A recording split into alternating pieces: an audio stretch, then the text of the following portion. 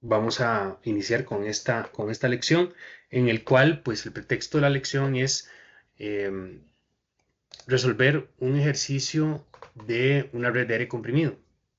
Una red de aire comprimido que es muy particular porque es una red en anillo. Y para muchos en su variante se les va a manifestar la presencia de una red en anillo. Entonces, ahora, para aquellos que no tienen una red en anillo, pues no es nada diferente, excepto por un detalle. Pero básicamente voy a valerme de esta red en anillo porque es una configuración muy particular. Pero los que no tengan una red en anillo, eh, el tratamiento es idéntico hasta cierto punto.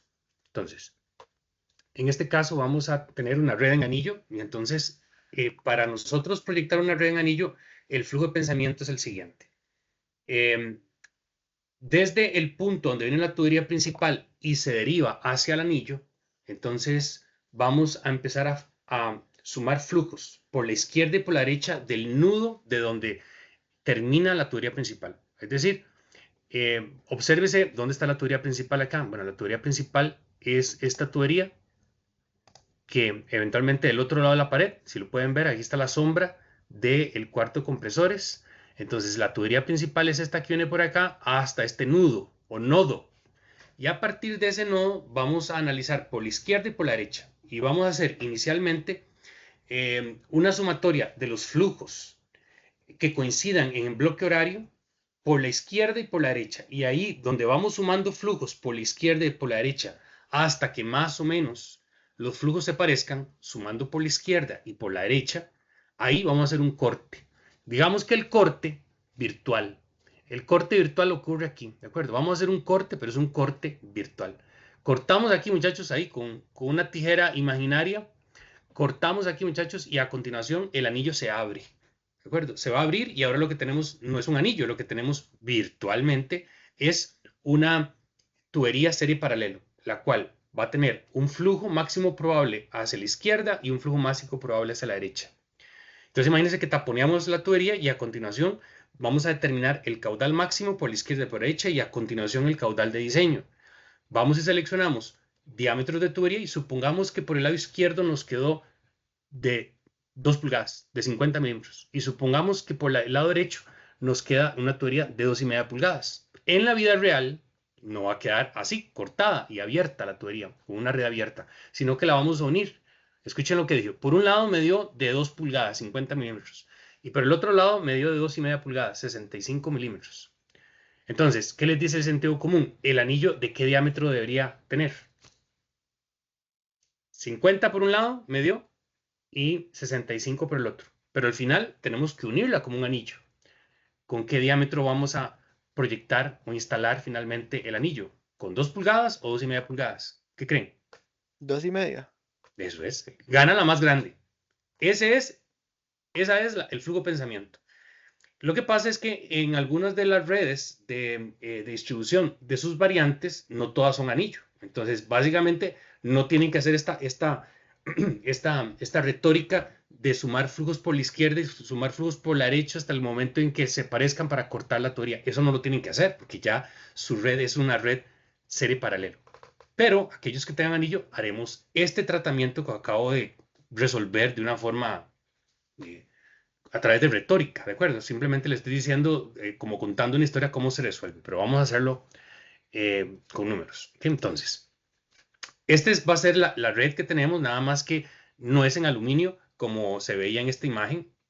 Esto es simplemente una imagen introductoria para yo hablar de esto de los flujos por la izquierda y por la derecha. Pero nuestra red va a estar va a estar en cobre, ¿de acuerdo? Va a estar en cobre y va a estar instalada en un lugar eh, donde la presión atmosférica es similar a la de Cartago, digamos que es en Cartago.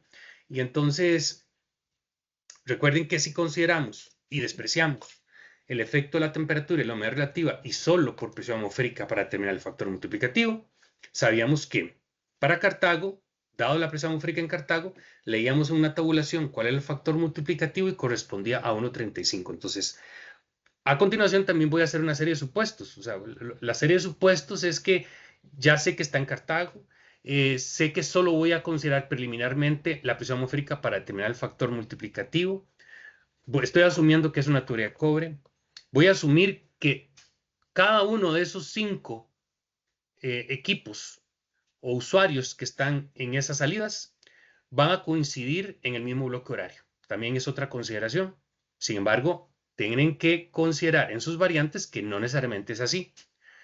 Entonces, yo voy a partir del hecho de que todos los usuarios en algún momento coinciden en el mismo bloque horario. Por tanto, la demanda máxima, que era la suma máxima probable horaria de mi sistema, es en la coincidencia de todos los flujos, ¿de acuerdo?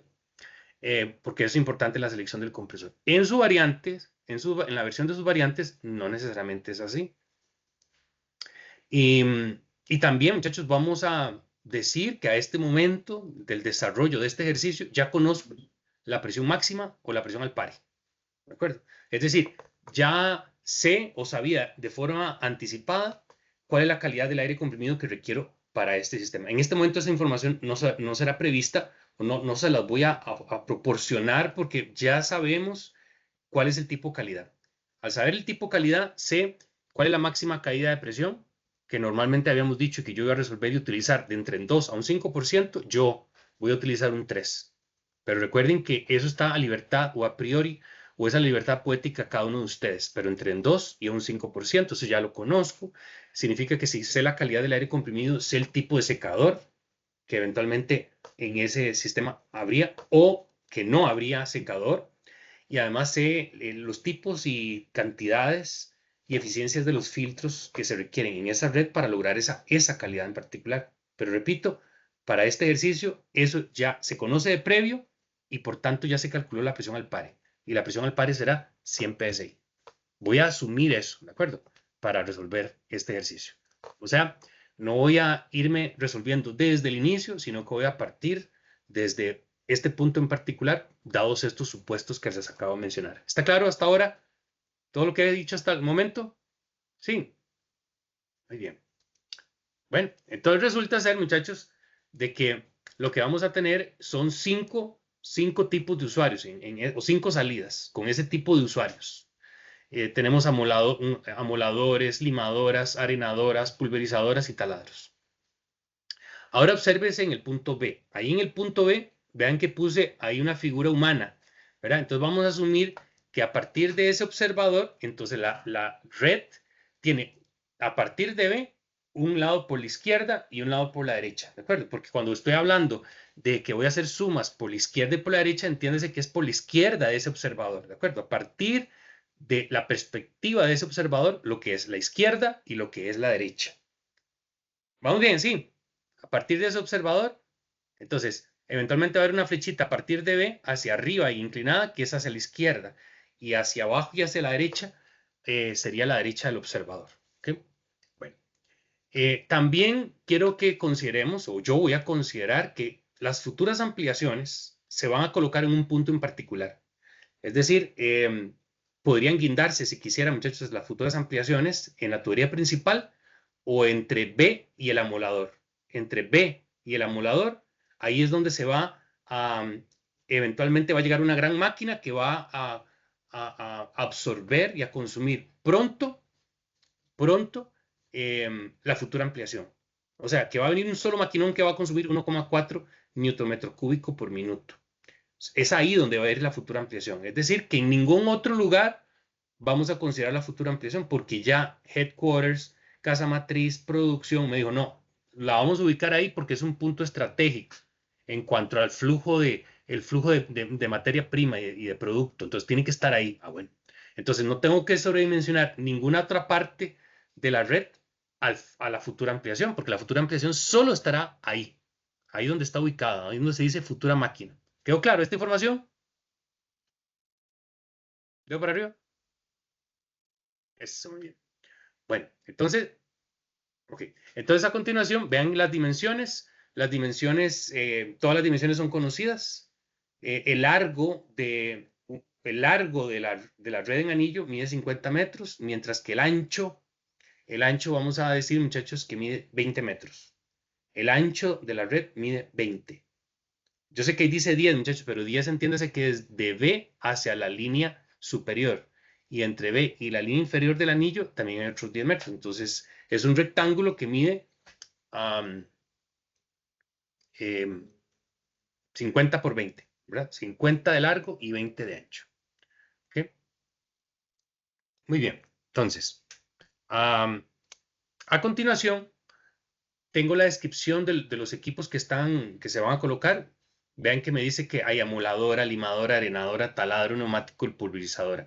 Que el consumo específico de cada consumo unitario y específico, cada una de ellas es, voy a leer de arriba hacia abajo, 1,4, 0,5, 1,56, 1,13, 0,56 Newton, Newton, N metro cúbico por minuto.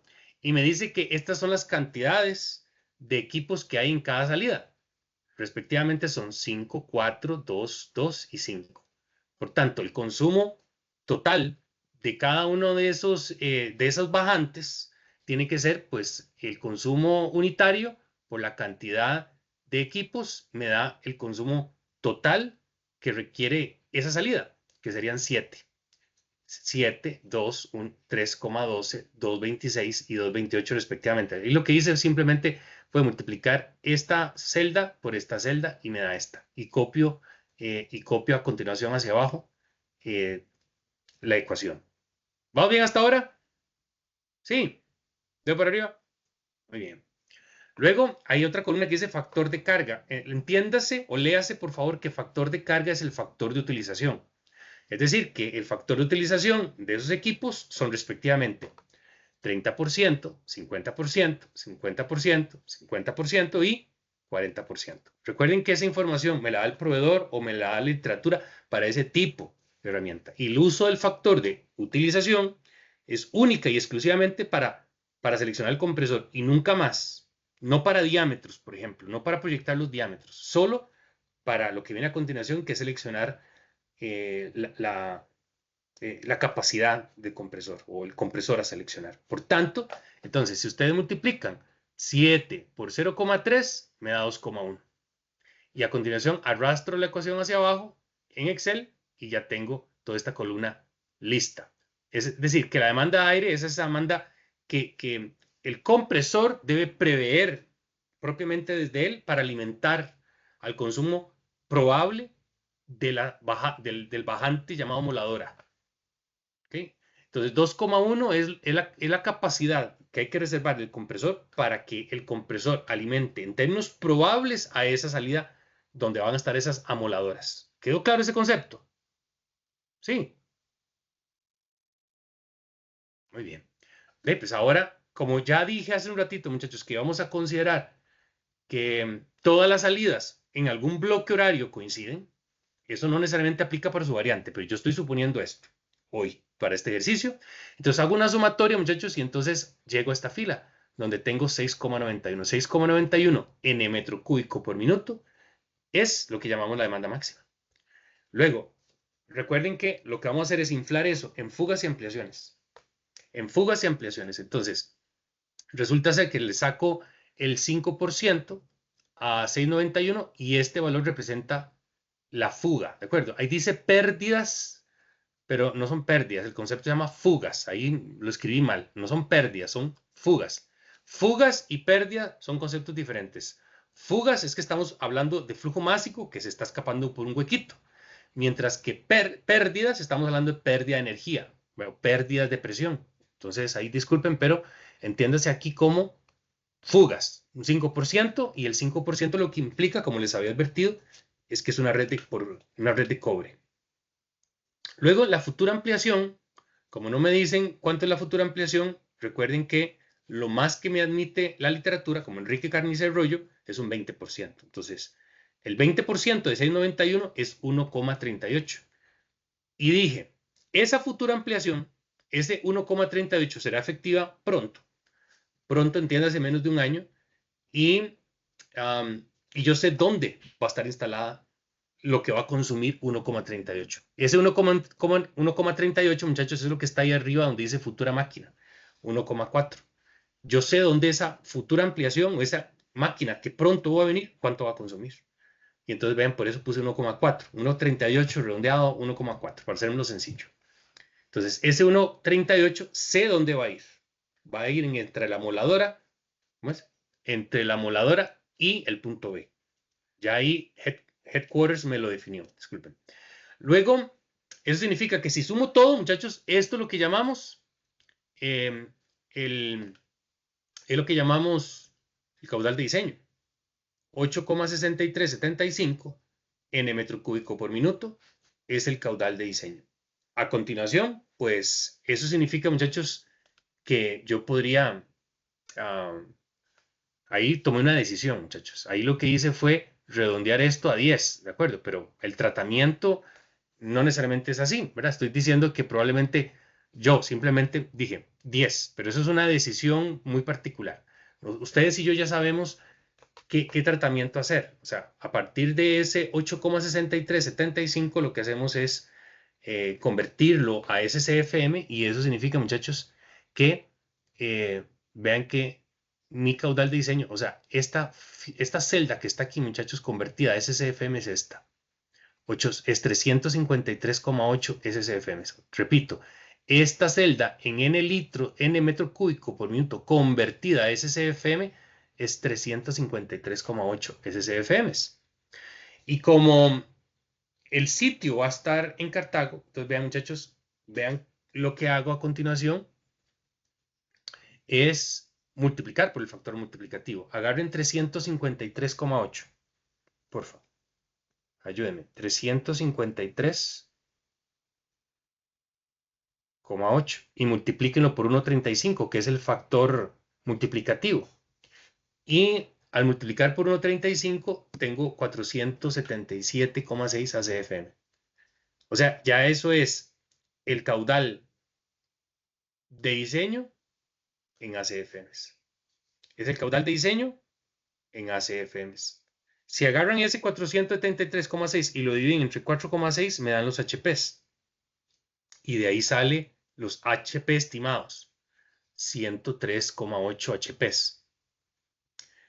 Por tanto, como el enunciado verbal que les acabo de mencionar ya implica que a este momento de la reunión la presión al pare ya es conocida y es 100 PSI, entonces tengo que ir a buscar a 100 PSI en el catálogo un compresor que me dé por lo menos 477,6.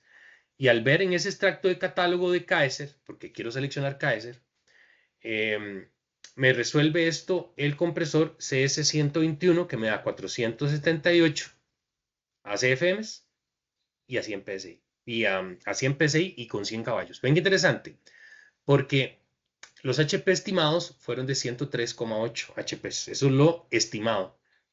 Pero Kaiser me resuelve la misma aplicación con un compresor con una cantidad de caballos que está por debajo del promedio. Por eso les decía, muchachos, que eso no es gratis, no es barato. El hecho de que un fabricante resuelva la misma aplicación, los mismos ACFMs, pero con un compresor de menos capacidad en HPs, eso significa que este compresor va a ser carito, ¿de acuerdo? Que es de alta gama. Entonces, el compresor que estoy seleccionando es el 478, perdón, es el 121, CS121 a 100 PSI, que entrega 478 ACFMs a 100 PSI y es de 100 caballos. Y finalmente, si tuviéramos que determinar el volumen mínimo del depósito, entonces la reglita de Suller decía, por cada ACFM del compresor que usted seleccionó, reserve 4 galones. Entonces, por cada uno de esos ACFMs, dice que son 478 el que yo seleccioné. Y si multiplico por 4, tiene que dar, entonces, 1912 galones de depósito. ¿Quedó claro hasta ahora este panorama? ¿Sí? Bueno, muy bien. Ahora, eso es muy bonito. Ahora piensen, muchachos, si hablamos de la tubería principal, ¿cuánto flujo tiene que circular por la tubería principal? ¿Cuánto flujo tiene que pasar por la tubería principal? O sea, de A a B. Sabiendo esta información, ¿qué les dice el sentido común? ¿Alguien que me quiera decir? A este momento de la reunión, ¿cuánto flujo tiene que circular por la tubería principal? 477 como mínimo. Lo que entrega el compresor. Porque definitivamente si pones el compresor, ese compresor y lo pones a 100 PSI, te entrega 478. ¿Está bien, Sebas? Sí. Muy bien. O sea, Si vos me decís que 477,6, yo te digo, pues sí, y la diferencia es muy sutil, pero, o sea, la mejor respuesta es lo que entrega el compresor. Entonces, como el propósito de esta reunión es determinar diámetros, entonces vamos a pensar primero dónde hacer el corte, ¿verdad? ¿Dónde? ¿Dónde vamos a hacer el corte? Entonces voy a empezar a hacer análisis por la izquierda y por la derecha. Entiéndase, muchachos, cuando hablo por la izquierda, estoy hablando, muchachos, de que voy a pensar que si este es el observador, aquí el observador está viendo, ubíquense ustedes como el observador. Entonces, vamos a irnos por la izquierda del observador, ¿de acuerdo? Por la izquierda es este camino. Y a partir de B y a la derecha del observador la derecha del observador es este camino. ¿De acuerdo? Entonces lo que voy a hacer, voy a empezar a sumar flujos por la izquierda y por la derecha. Entonces voy a empezar a sumar por la izquierda, por ejemplo, el amolador con la limadora, ¿verdad? Tal que trato de hacer un balance, muchachos, por la izquierda y por la derecha. Tal que conforme voy sumando y donde los flujos más o menos se parezcan, ahí, muchachos, hago el corte de la tubería. Se llama balancear el anillo. Eso que quiero hacer se llama balancear el anillo. Para los que ya están llevando, ya llevaron instalaciones eléctricas. ¿Quiénes ya llevaron instalaciones eléctricas? Levante la mano. ¿O están llevando? Cuénteme. Ninguno. O más bien, ¿quién no ha llevado instalaciones, verdad? Todos. ¿Ninguno ha llevado instalaciones? Ajá. Sebas no. Ok, entonces la pregunta era al revés. Está muy bien. Bueno, entonces les voy a contar una historia. Les voy a hacer un spoiler. ¿Ok? Resulta ser, muchachos, de que eso es. Claudio, piensen en una caja de breaker. Piensen en la caja de breaker. Y supongamos que en su casa tiene un sistema monofásico trifilar a 240 volts. ¿Okay? Entonces, ustedes se van a la caja breaker o vayan a la caja breaker de sus casas. Entonces, cuando van a la caja breaker, abren la caja breaker. Lo han hecho, muchachos. Se han asomado a ver la caja breaker. Sí, ¿verdad? Bueno, entonces, presten atención. Próximamente vayan.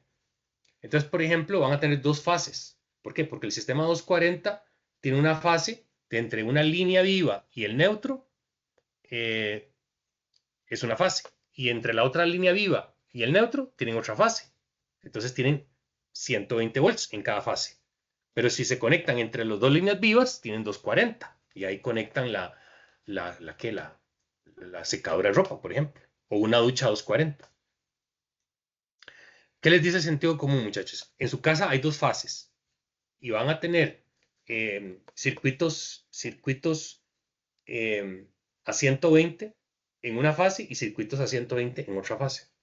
¿Qué les diría, muchachos? ¿Qué pensarían de una casita que en una de las fases tiene 1000 watts conectados y en otra fase tiene 9000 watts conectados? ¿Qué piensan, muchachos, del sistema eléctrico de esa casa? En una de las fases solo tiene 1000 watts y en la otra fase tiene conectadas tantas cosas que suman 9000. 1000, 9000. ¿Qué opinan? ¿Qué opinan? ¿Estará bien eso? ¿Qué les dice el sentido común? No, puede producir un accidente. Exacto, está desbalanceado. Esa red en particular, exactamente, esa es la palabra, desbalanceado. Entonces el sentido común nos dice, no, yo tengo que acomodar aquí más o menos 4500, ¿cuánto era? 9000. Tengo que acomodar 5000 por acá y 5000 por acá, lo más que pueda, tal que quede balanceado. A veces no lo logramos, pero tiene que estar lo más balanceado posible. Las fases tienen que estar balanceadas. Entonces, igual en una red en anillo, tenemos que intentar balancear. Porque, ¿qué pasa, muchachos, si yo no logro balancear por la izquierda y por la derecha? O sea, por un lado me quedan 1000 watts, por decirlo así, por el otro lado me quedan 9000.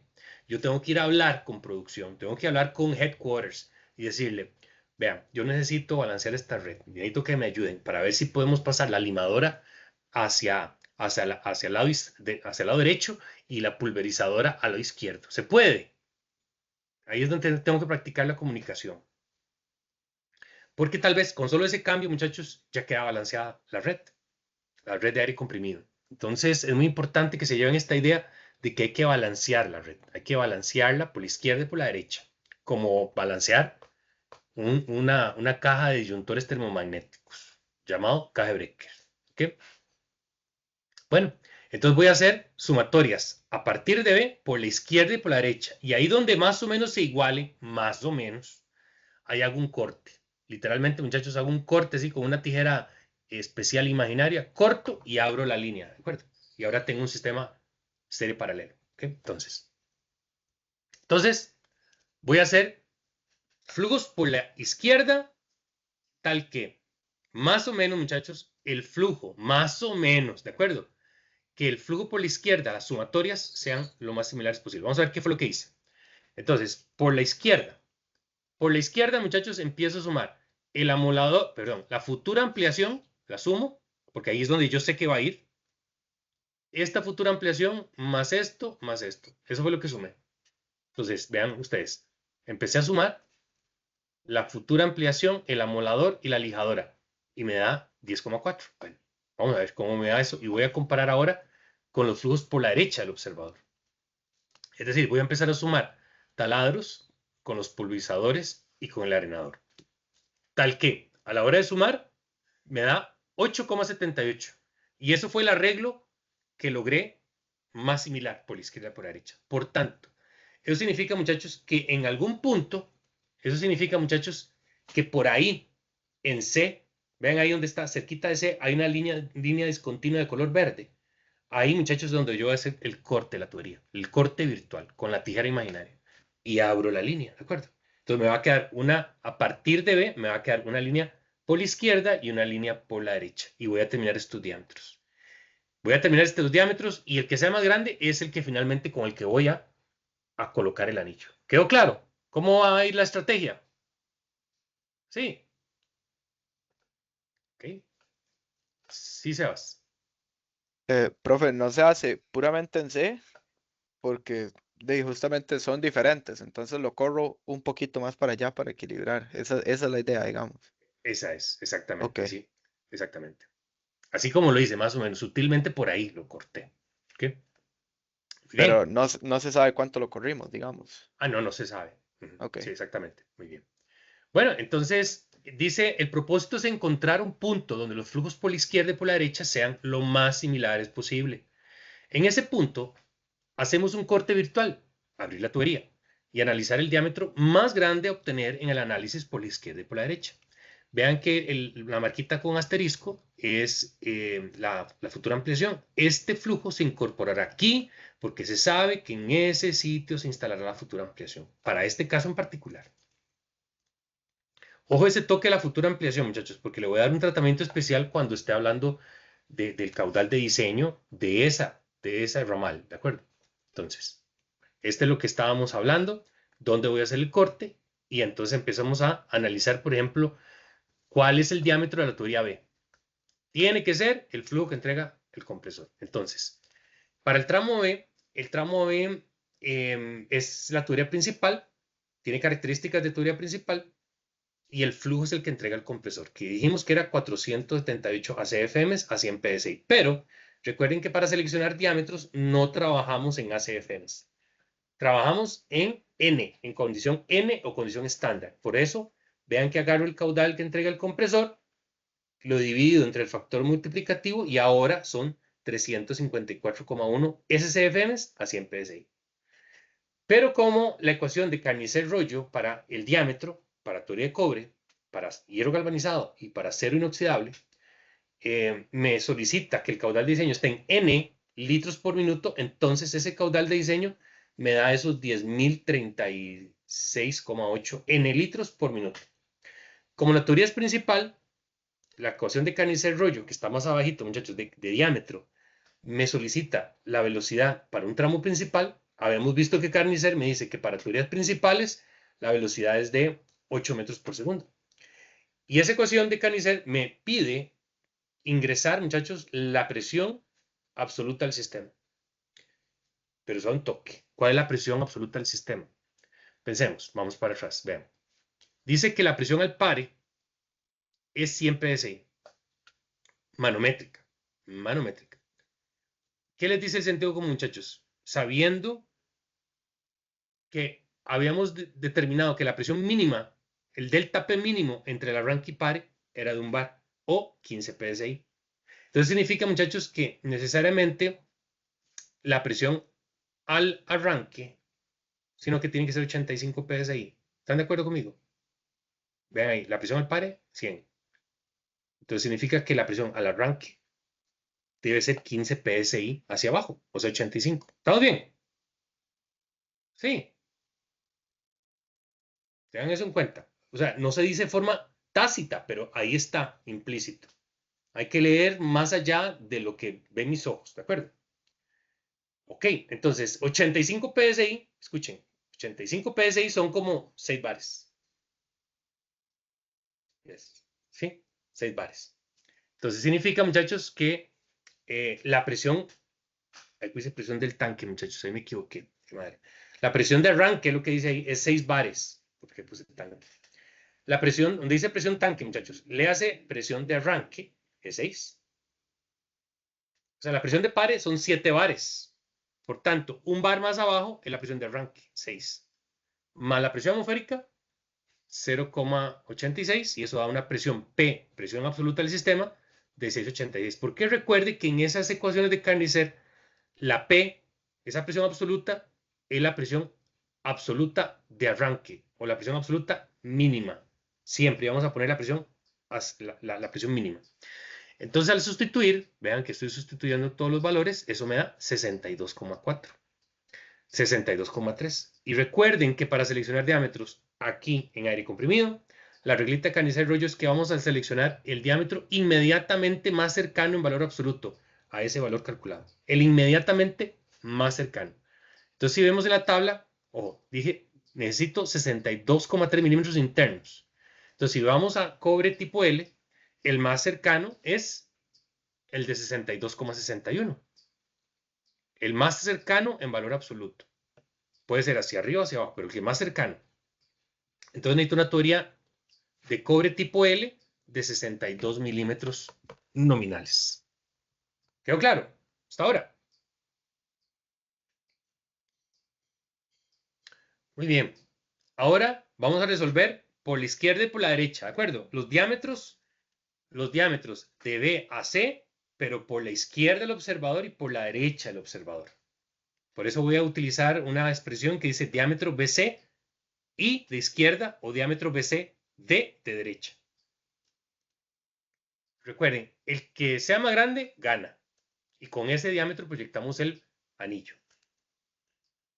Y recuerden que estos equipos todos coinciden en el mismo bloque horario. ¿De acuerdo? Eso es muy importante que lo tengan claro. En sus variantes no necesariamente va a ocurrir ahí. De esa forma. Entonces, vamos a continuación a hablar del diámetro BC por la izquierda. BC sub I. I de izquierda. Entonces, vean qué interesante. Recuerden que la futura ampliación es 1,4 n metro cúbico por minuto. Por tanto, en la proyección de quién es el caudal máximo, solo puedo sumar para el caudal máximo 7 más 2, que da 9 n metro cúbico por minuto.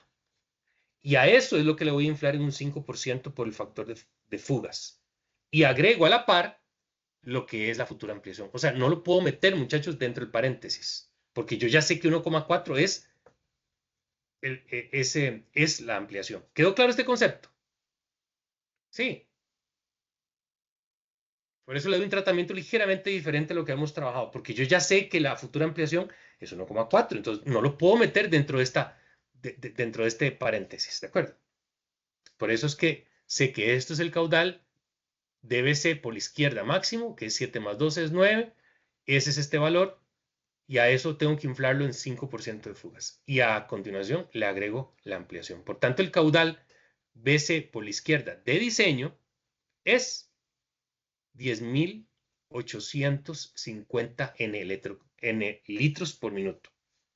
Recuerden, muchachos, que para pasar de metro cúbico a litros, lo que hago es multiplicar por 1000, porque sé que en un metro cúbico hay 1000 litros. Como es una teoría secundaria, esta teoría BC es secundaria, entonces Carnicer-Rollo me indica que las velocidades máximas serán para este tipo de teoría de 10 metros por segundo. Para la teoría principal, 8. Para las secundarias, 10. Para los bajantes, 15. Y las mangueras de interconexión entre 20 a 30 metros por segundo. Ya sabíamos que la presión absoluta del sistema es 686 bares absolutos. Por tanto, sustituyo cada uno de los elementos en esta ecuación y me da 57.95. 57.95. Y a continuación voy a ir a la tabla a leer el diámetro inmediatamente más cercano, pero en valor absoluto. Ojo, 57.95. 57.95. 57.95. Si ustedes hacen las diferencias, muchachos, van a encontrar que existe menos diferencia en valor absoluto hacia el diámetro nominal de 62 milímetros. Por tanto, concluyo que para esta tubería ramificada virtualmente por el momento es de cobre tipo L de 62 milímetros nominales. ¿Quedó claro hasta ahora? Ahora voy a analizar el BC, pero por la derecha. ¿O quién es la derecha? La derecha, muchachos, ¿dónde está? El taladro, el pulverizador y el arenador. ¿Okay? Entonces voy a agrupar, a sumar esos para determinar el caudal máximo. Luego lo afecto por fugas y ampliaciones. Pero, por fugas y ampliaciones. Fugas sí, pero las ampliaciones las tomaré en cuenta, muchachos, por BC por la derecha. Le meto el 20% de ampliación. ¿Sí o no? No, profe. No, porque ya dije que toda la futura ampliación que venga es un gran maquinón y ya sé dónde va a estar ubicado. Entonces no lo voy a volver a sobredimensionar. Entonces, para BC por la derecha. Entonces sumo, vean ahí, 226, 2,8 más 372, que son, repito, son el taladro, el pulverizador y el arenador. Entonces sé cuál es el caudal BC por la derecha máximo. Y a eso solo lo voy a inflar por fugas. Y eso me da 8.590 N litros por minuto. Como es una tubería secundaria, la velocidad asignada es de 10 metros por segundo, la presión P absoluta del sistema es de 686, sustituyo y me da 51,6. Para 51,6, el más cercano es de 2 pulgadas, o sea, de 50 milímetros nominales. ¿Ok? Entonces, ¿de quién ganó? ¿Verdad? Ganó el de 62 milímetros. Por tanto, el anillo central se proyecta al diámetro más grande. Por tanto, a un diámetro nominal de 2,5 pulgadas, de 62 milímetros nominales. ¿Quedó claro? Sí.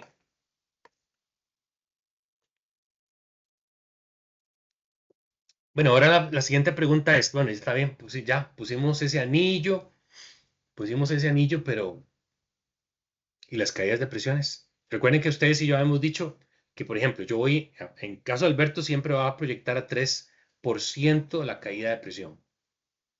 O sea, no voy a permitir que las caídas de presión superen 3%. Pero con la instalación de estos diámetros, ¿cuál será la caída de presión? Desde A hasta C, ¿de acuerdo? O sea, hasta la ruta crítica. ¿Cuál es la ruta crítica?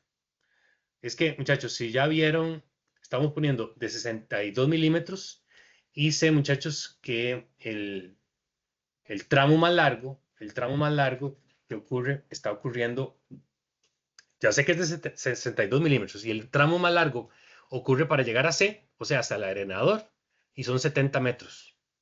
No vuelta entera, ¿verdad? Sino que circulo desde A a B y a C y llego, bajo por el bajante, o sea, a C, muchachos, hay 70 metros, más la pérdida de carga del bajante del arenador.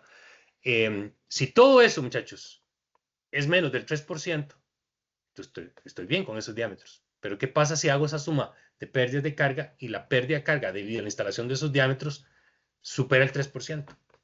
Tengo que incrementar el diámetro. ¿Quedó claro? Tengo que incrementar el diámetro del bajante. ¿Me voy a entender? Sí. No. Otra vez. La suma de las pérdidas de carga de A a B, de B a C y de C hacia D, que es el arenador, dijimos, no puede superar el 3%. Eso fue el criterio que yo asumí, que la pérdida de carga entre 2 a un 5% lo iba a limitar a 3, a limitar a 3. Pero ¿qué pasa si con la instalación de esos diámetros calculo las pérdidas de carga y la suma de todas las pérdidas de carga de A hasta D supera ese 3%.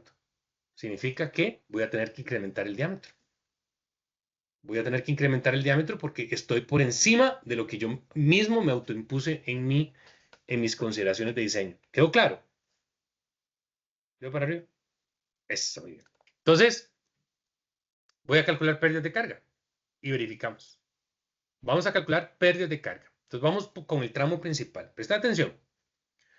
Habíamos visto aquella ecuación que está arriba, muchachos. Esta ecuación es la ecuación de pérdida de carga de Carnicer-Rollo. ¿Ok? Está en función del caudal. Vean ustedes, muchachos, que vamos a tener que determinar un beta. El caudal de diseño ya lo conozco. La longitud del tramo AB lo conozco. El diámetro de AB lo conozco. P lo conozco. La temperatura es de 20 grados Celsius. La temperatura típica, ¿verdad?, a la que está el sistema es de 20 grados Celsius. Y, por tanto, muchachos, recuerden que para yo calcular, vamos a ver, para yo poder calcular la pérdida de carga, pues todo lo conozco, excepto beta.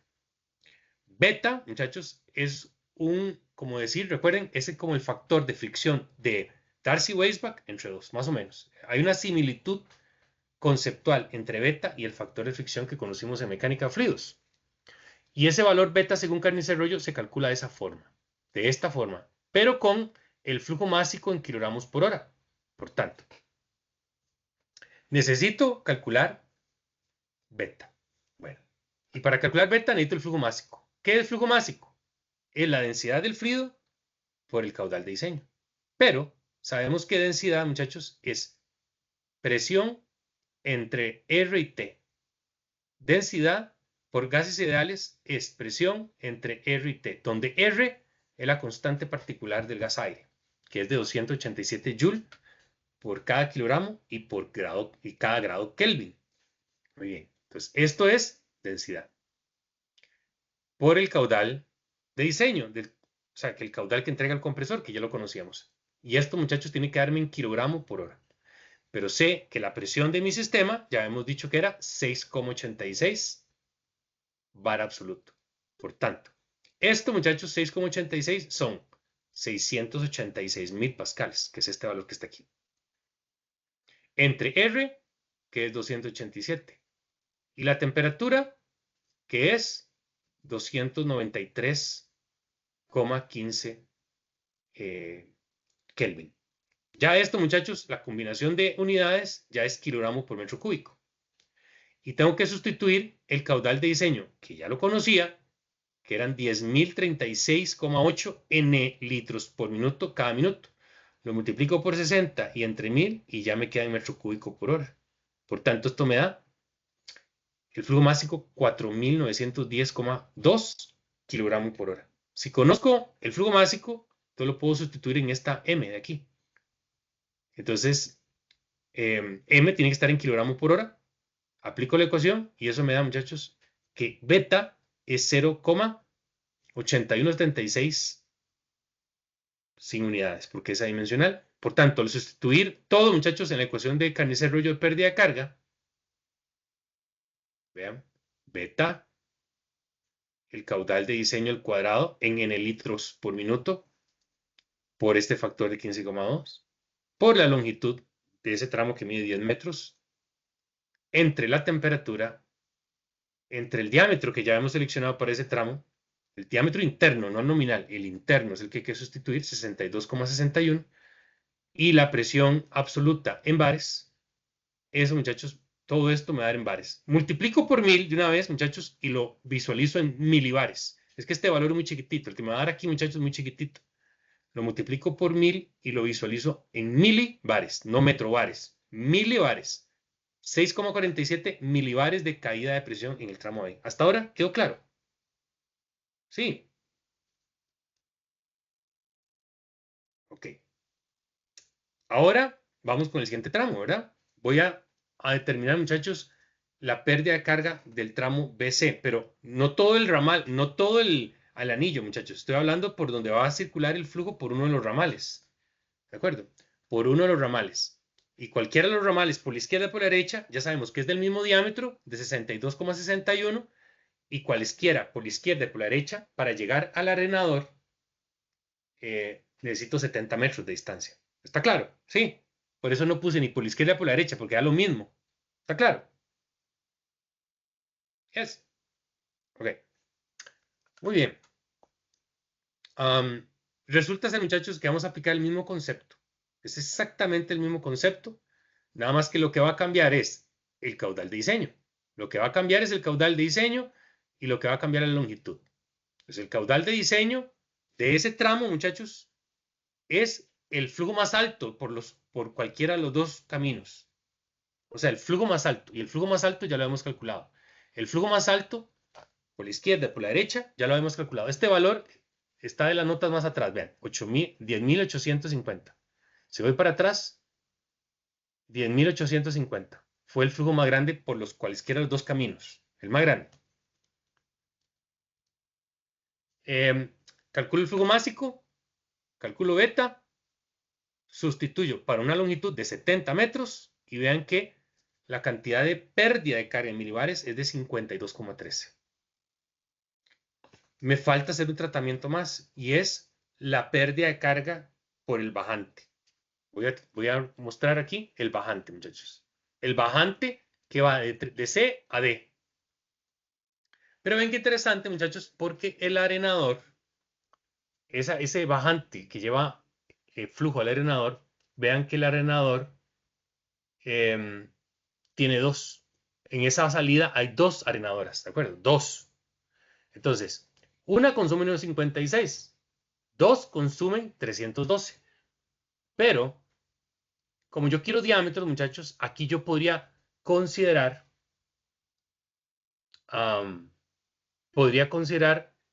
cuánto flujo, muchachos, desciende por el bajante en términos promedios o probables. O sea, es 100% que se consuman 3,12 n metro cúbico por minuto. No, porque habíamos hablado del factor de simultaneidad, ¿se acuerdan? Entonces, lo que quiero decirles es que en realidad, muchachos, voy a tomar 3,12 n metro cúbico por minuto y lo voy a multiplicar por el factor de simultaneidad correspondiente a dos eventos simultáneos para proyectar el diámetro del bajante. ¿Quedó claro? Sí.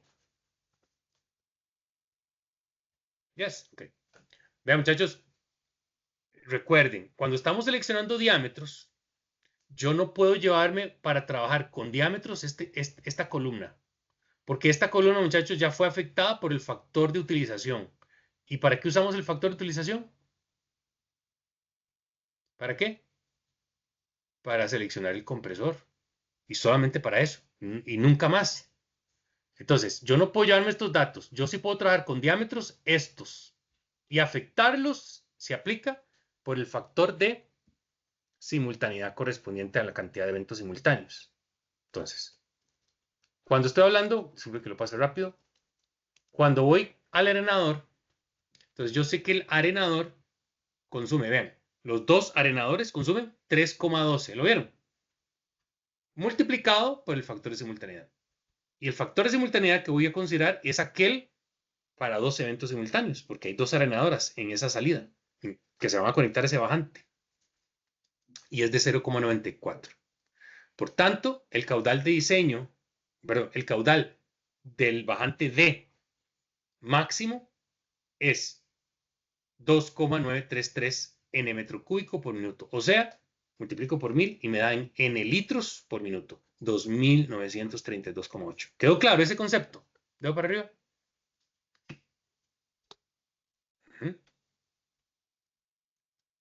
Por tanto, el diámetro de ese bajante tiene que ser uno que esté en función, muchachos, de una velocidad V para un bajante, que es 15 metros por segundo. La presión P, la misma de antes, 6,86 bares absolutos. Sustituyo, me da 24,6 y voy a buscar un diámetro inmediatamente más cercano en valor absoluto a 24,6. Y en este caso, es 24,6, muchachos. Es el de 25 milímetros, que tiene un diámetro interno de 26,03. 24,6. Selecciono un diámetro de 25 milímetros nominales, cobre tipo L. Y ahora sí, muchachos, ya tengo el diámetro. Ahora voy a calcular la caída de presión en ese bajante. con ese diámetro. Con el diámetro de 2603, que fue el seleccionado interno. Entonces, la caída de presión, el bajante D, le damos el mismo tratamiento, exactamente. Nada más que vamos a considerar que la longitud del bajante típico, es típico la longitud de los bajantes, no el único, pero es típico que sea de 4 metros. Está entre 4 a 5 metros. Hago el mismo tratamiento de antes, muchachos. Calculo el flujo másico para determinar el factor de resistencia llamado beta, que es, recuerden, este factor beta es muy similar al concepto de factor de fricción en Darcy-Weisbach, es de 0,35. Sabiendo que el diámetro seleccionado fue de 2603 internos, la caída de presión es 7,68. ¿Quedó claro? ¿Sí? Y ahora sí, muchachos, ¿qué hacemos? Sumamos todas las caídas de presiones, porque están en serie, ¿verdad? Vamos a ver. ¿Qué es lo que voy a hacer? Disculpen que voy para atrás. Voy a sumar la caída de presión de AB, la caída de presión, muchachos, de B hasta C, más la caída de presión de este bajante. ¿Y cuánto debe sumar? ¿O cuánto no debe superar? El 3%, ¿de acuerdo? ¿El 3% de qué? ¿Verdad? Pues el 3% de 100 PSI, porque habíamos dicho, muchachos, que mi presión del sistema, máxima del sistema es 100 PSI. O sea, esos 7 bares. 100 PSI son 7 bares. Entonces, ¿cuánto es el 3% de 100 PSI? Entonces, ese valor es el que no puedo superar. Si lo supero, tengo que incrementar el diámetro del anillo. Disculpen que lo pase rápido. Y entonces digo, ¿cuál es la suma total de caídas de presión por esta ruta crítica? Pues sería la pérdida de presión de AB más el de BC más el del bajante al arenador. Y suma 6648 milibares. Milibares.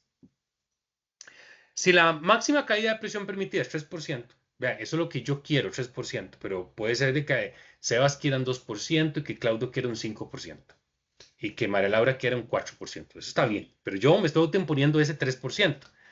Si la presión máxima de mi sistema son 100 PSI, que son 6,8 bares, el 3% de 6,8 bares es 204 milibares. 204 milibares.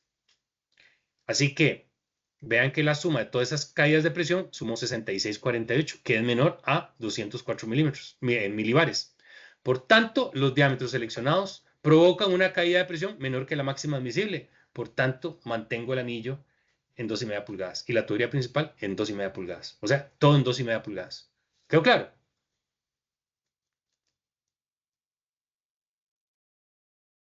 ¿Sí? Bien. Bien, muchachos. Entonces, pues